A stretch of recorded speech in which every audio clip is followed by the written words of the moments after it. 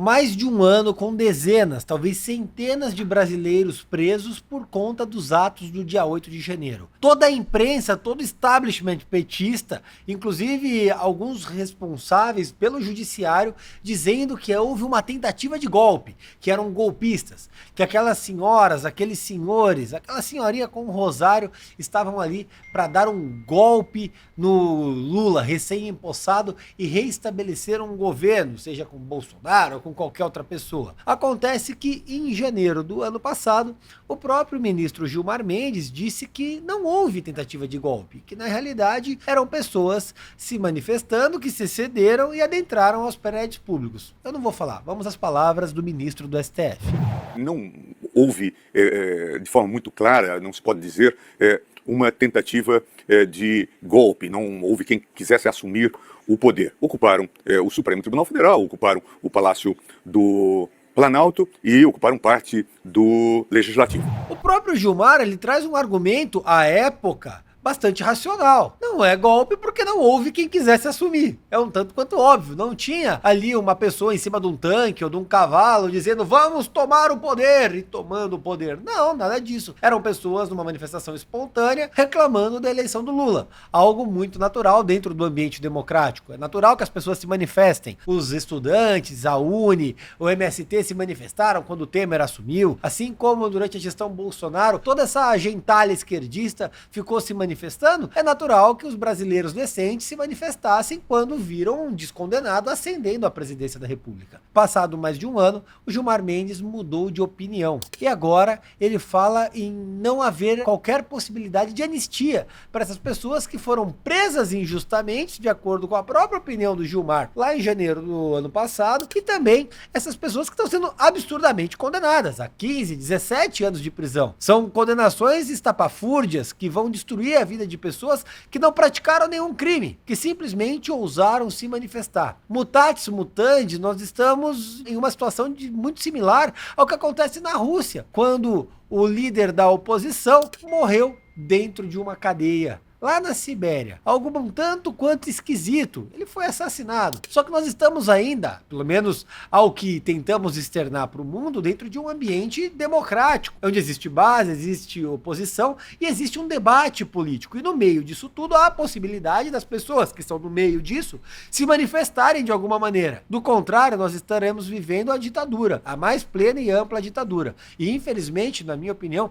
caminhamos a passos largos para essa ditadura. Porém, já avisamos isso lá atrás. Quando a gente via o Lula na campanha e tentávamos alertar para as coisas que ele falava, para o risco que era a gestão PT, para o risco ao Estado Democrático, para o risco à liberdade individual, com a imposição de vacinas, com a imposição de aborto, enfim, para tudo isso. Só que o próprio tribunal cerceou a liberdade das pessoas se manifestarem, a possibilidade de expor quem era o adversário no ambiente político. Inclusive, se avizinhando as eleições desse ano, há o risco de nós não podermos denunciar que algumas pessoas, como Guilherme Boulos, são a favor da transexualização infantil. Afinal de contas, um grupo LGBT HMI 4K resolveu entrar com uma ação cautelar, proibindo os candidatos de falarem, olha, esse fulano pissolento aqui, ele é a favor do aborto, ele é a favor da transexualização de crianças. E a liberdade, inclusive dos candidatos no debate político, vai sendo mitigada.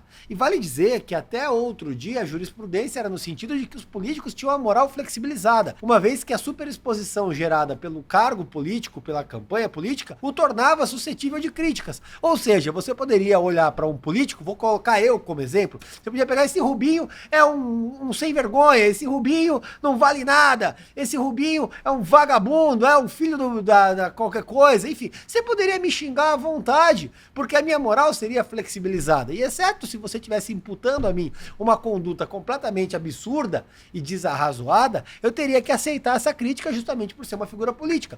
Era o que dizia a jurisprudência, que agora vem sendo revisada pelo STF para praticamente blindar a aura angelical de alguns políticos completamente enlameados e proibir que você aponte o dedo para eles e denuncie quem eles efetivamente são.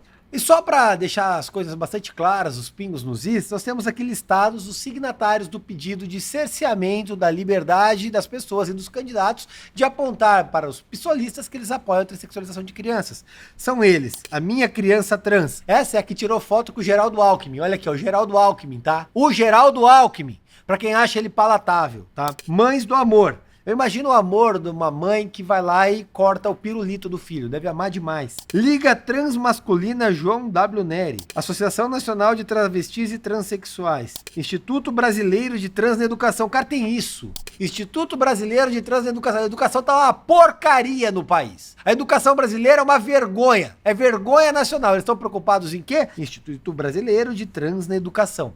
A gente tem uma educação trans mesmo. As pessoas não aprendem e se sentem educadas. É isso que a gente tem no país hoje. Enquanto o Brasil caminha na contramão do bom senso, a Inglaterra proíbe a transexualização infantil justamente por falta de embasamento científico para isso. Vamos vendo a quantas andamos. Então, antes que o TSE proíba, porque eu sou pré-candidato, vamos deixar bastante claro, o Boulos é a favor da transexualização de criança. Todos os candidatos do PT e do PSOL representam o apoio à transexualização infantil. Então, guarde isso na sua cabeça, porque provavelmente nós não vamos poder falar isso daqui a 2 ou 3 meses. E, inclusive, vamos falar uma coisa, que é uma coincidência muito grande, né? O Lula assumiu a presidência e, de repente, os presídios se tornaram inseguros. E não é inseguros para os presos que estão se matando lá. Até porque seria gentileza demais deles, né? Eles resolveram começar a fugir. E agora 7 detentos fugiram no Ceará. Olha lá. A análise preliminar indica que eles fugiram pela porta da frente, ou seja, eles abriram a porta da cadeia e deram linha. É uma coisa assim, nem aqueles filmes do Stallone, que ele tem que fugir de um presídio no navio, nada. Eles fugiram pela porta da frente, saíram andando. Olha só, o governador do Ceará é o petista Eumano de Freitas. E o estado também já foi governado por Camilo Santana, atual ministro da Educação, que não educou os presos a ficarem presos. E um dos presos, inclusive, foi condenado a 70 anos de prisão por participação em uma chacina. Ou seja, o cara participa de uma chacina e sai pela porta da frente. Esses presos já têm histórico de fuga e foram colocados juntos. Ou seja, olha lá, é o Prison Break brasileiro. É maravilhoso isso. Fica aí, bola seu plano de fuga e vai embora. E por fim, vamos lá, Cuba acordou, a população se rebelou contra a ditadura cubana. O governo cortou o sinal de internet para impedir as manifestações, restringiu o serviço de dados móveis e os líderes do Partido Comunista precisaram fugir em cima do telhado em Alcobre para pedir liberdade. Ninguém os elegeu. As pessoas estavam lá emboscando os políticos comunistas e eles tiveram que dar fuga pelo telhado.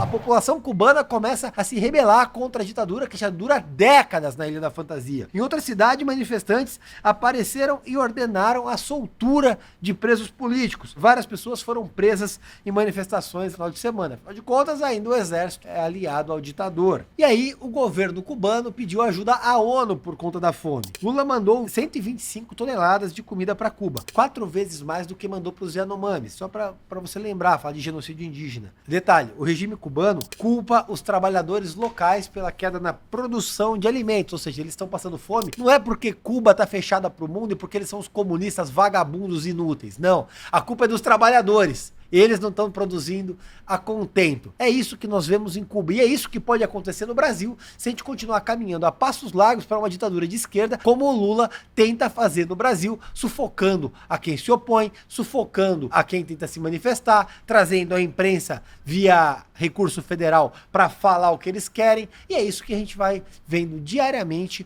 aqui no país. Mas antes que se encerre o vídeo, hoje é terça-feira, estou gravando na segunda, e nós temos aí a CPI do padre Júlio Lancelotti. Eu quero anunciar, ou melhor, atualizar vocês sobre o andamento. Agora eu preciso de 28 assinaturas para instalar a CPI. Já tenho 21 assinaturas no papel, no pedido de requerimento de preferência. Estou trabalhando junto aos outros vereadores para, de alguma maneira, conscientizá-los, conseguir tocá-los para que eles assinem e endossem essa CPI. É inaceitável que um abusador continue solto. Vamos concordar, nem o crime organizado, a gente fala tanto de crime organizado, tolera estuprador. Porque a classe política de São Paulo vai tolerar. Por isso eu conto com o seu apoio, eu conto com a sua compreensão e com a sua ajuda para que os demais vereadores da Câmara assinem essa CPI. Essa não é uma luta só minha, é uma luta de todos que de alguma maneira não toleram abusos, não toleram estupros, não toleram desvios e principalmente todos que querem a verdade, querem ver aquele monstro atrás das grades. Eu conto com o seu apoio. Tamo junto, um abraço e vamos processar tudo.